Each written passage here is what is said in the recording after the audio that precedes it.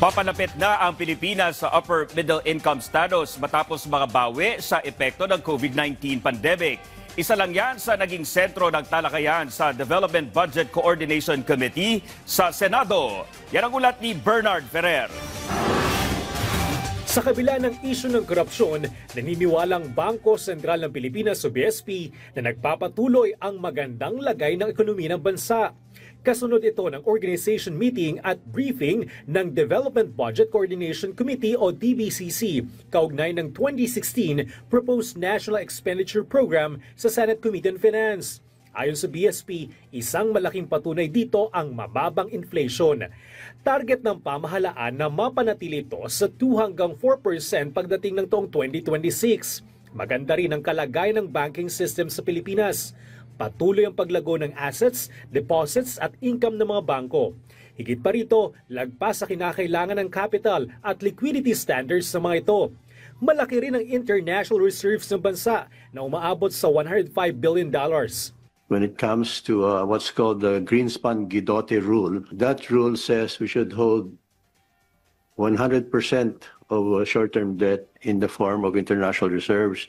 In fact, we hold 3 times that. Sa first half ng 2025, matibay ang revenue effort ng bansa na nasa 16.7%. Samantala, nakapagtala rin ng 22.3% expenditure to GDP ratio sa parehong panahon. Nananatiling maayos at kontroladong fiscal deficit. Pagdating ng 2028, aabot sa halos 6 trillion pesos ang kabuuang revenue ng bansa. Nakabawi ng ekonomiya ng Pilipinas mula sa epekto ng COVID-19 pandemic. Dahil dito, papalapit na ang Pilipinas sa upper middle income status. Lalo ring lumalakas ang kumpiyansa ng foreign investors. Sa loob ng 3 dekada, malaki ang tinaas ng Foreign Direct Investment o FDI. Sa 2016 proposed national budget, nakalaan ng 16.6% para sa sektor ng edukasyon, alinsunod sa UNESCO Education 2030 Framework. For 2026, these allocations will translate into concrete action, creating more teaching and non-teaching positions, delivering more laptops to our teachers, building more school buildings and classrooms, providing hot meals, establishing more child development centers, and giving scholarships and job opportunities to more students.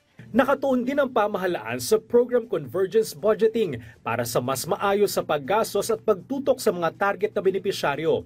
Activated na rin ang Budget Transparency Portal kung saan maaaring makita ng publiko ang lahat ng budget-related documents kaugnay ng national budget. May pagkakataon din ng publiko na magpadala ng feedback at mga suwestyon upang makatulong sa pagpapabuti ng proseso ng national budget. Bernard Ferrer para sa Pambansang TV sa Bagong Pilipinas.